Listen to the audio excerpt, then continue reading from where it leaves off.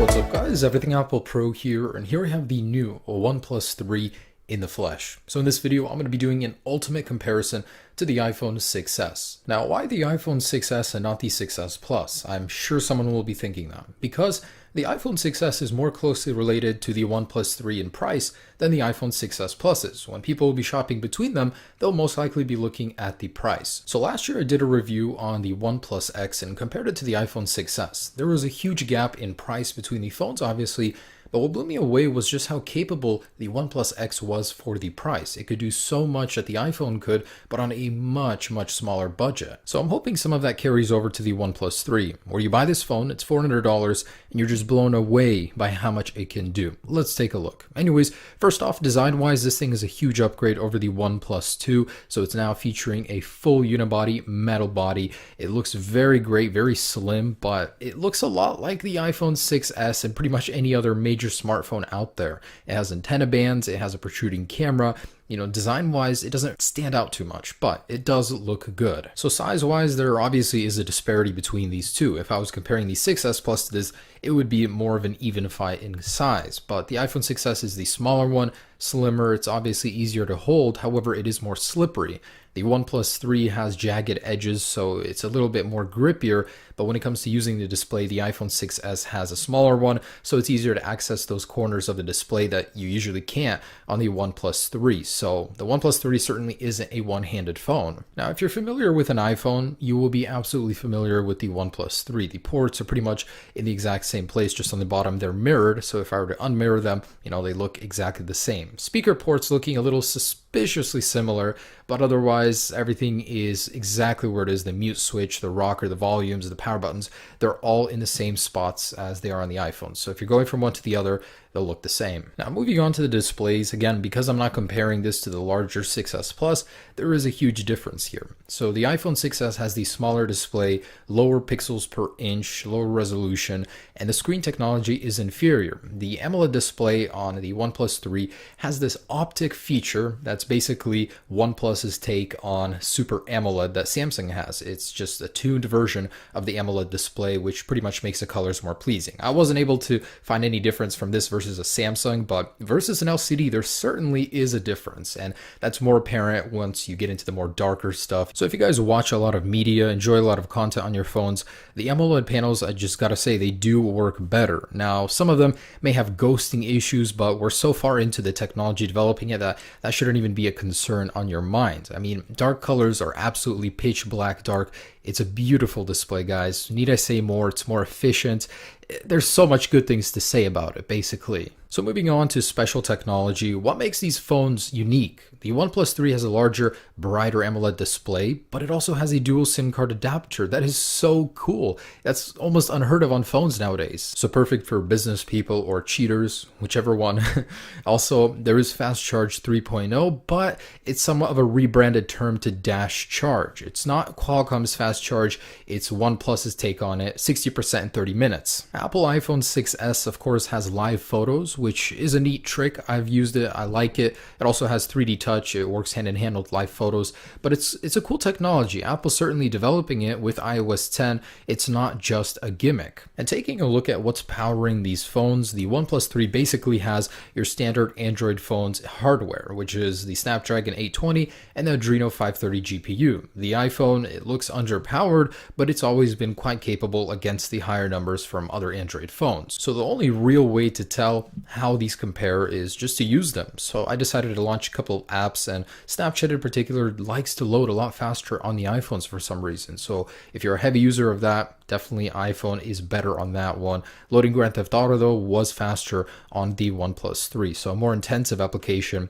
I gotta give it to the OnePlus 3. For the iPhone, it hasn't really been about raw power, just optimization of the little amount of power it has. Also, loading the camera, that was faster on the OnePlus 3 for some reason. And I also decided to test some web page loading, definitely something we do on almost a daily basis. And the iPhone 6s, 2 out of 3 times was faster in loading those web pages, which is definitely something nice to see. So if you're buying a phone out of demand for pure power, the OnePlus 3 is certainly the one to choose here. The iPhone 6s doesn't struggle by any means, but it is outshadowed a little bit by the OnePlus 3. Testing the graphical performance, I ran a GFX bench, and what surprised me was that this has the same GPU as the Galaxy S7, yet it did better than that one in this test. And that's of course because the Galaxy S7 does have more pixels to push, but the OnePlus 3 did very good here. It did outperform the iPhone 6s in most of the tests. And it's even more impressive on the OnePlus 3's part because it has a larger display.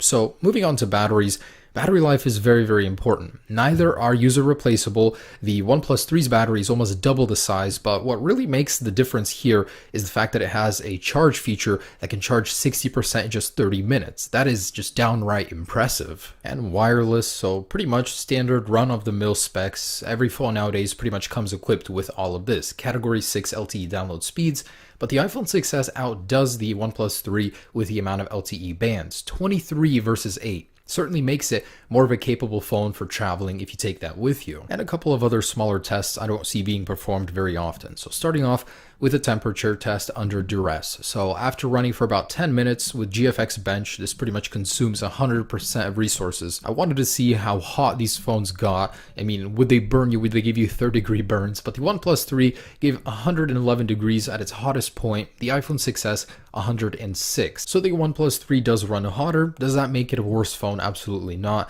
You know, most of us won't even get anywhere near this temperature because we don't run our phones this intense. And next up, a speaker decibel output test. Now, loudness isn't everything, but clarity is. The iPhone 6s did achieve 92 decibels, but it was much louder, had a booming, more reaching sound than the OnePlus 3. So the OnePlus 3 did okay, but it just sounded a little bit muffled. If you use this in person, you'll know what I mean. It did achieve 87.4 decibels, playing the very same sound at max volume. Now, we unlock our phones about 100 times a day on average. Me more, I'd say 200 to 300 times, but the iPhone 6s fingerprint sensor did actually have a delayed reaction, and that's mostly due to the system animation. The OnePlus 3 was instant. The moment you put your finger down on the fingerprint sensor, you're in the phone. Just boom, you're inside. There is no animation, it's just there. Apple, please take note. Do this on iOS 10 in a later beta.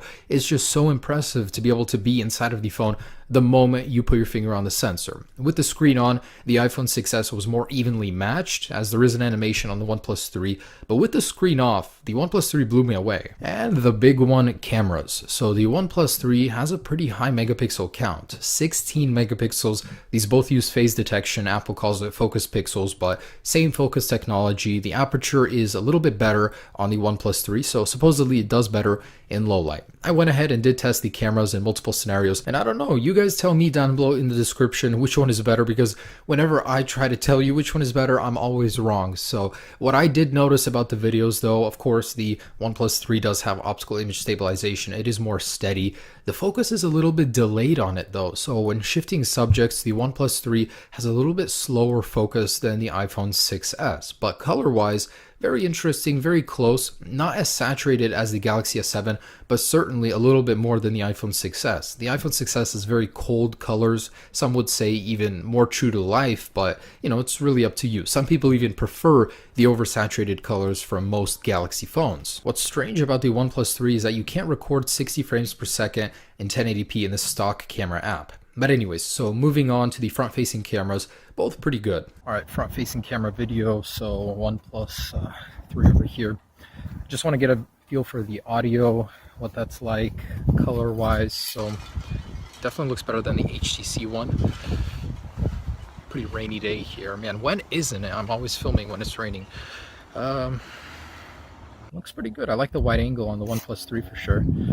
All right, let's see how it looks on the computer. And this is the big one, pricing and storage. So the OnePlus 3 only has one option for storage, 64 gigabytes. It does suck, you can't expand it, and you can't choose or pay for more storage. The iPhone 6s has a higher option here. But where the iPhone 6s can't compete is the price, $250 more expensive, but of course you do get more for it, but I'm just amazed at how much you get for your money with the OnePlus 3. So I've talked a lot about hardware and capabilities of the phone, but I wanted to take a moment just to talk about using the OnePlus 3. The iPhone 6s we're all familiar with, but the OnePlus 3 is something special on its own. First off, even turning it on, I like the fact that it has tap to wake with a double tap. The fingerprint sensor is lightning quick. That alone is awesome. But the best part from an Android user's perspective is just how light the ROM is. It is running a custom ROM, but it's very, very selectively tuned, so it's not just overburdened with a whole bunch of junk. But anyways, the OnePlus 3 in a nutshell, I've assembled some of the points that I have found it to be better than the iPhone 6s in this little nutshell right here. So just take a look. If any of these appeal to you, you'd probably do well with the OnePlus 3. And of course, the iPhone 6s. It is $250 more expensive. If these perks right here are worth it to you for that price tag, then, absolutely go with this one. But iOS alone for me is a very huge part. I didn't talk about software much because it's so selective. I mean, everyone has their own opinion on it, but both phones are great, guys. I'm just amazed that the OnePlus 3 for its price point has so much and delivers so much that many flagships charge several $100s more for. But anyways, I appreciate you guys taking the time to watch this video. If you're in the market for a phone, you cannot go wrong with the OnePlus 3. It definitely carries over from the OnePlus X. The price point, the features, everything. It's a great phone, guys. I promise I wasn't paid by OnePlus or anything like that, or by Apple. I never am. I just found this phone to be great. And if you have $400, you need a good phone, this is the one for you. Hope you guys enjoyed the video. Have a great day. Peace.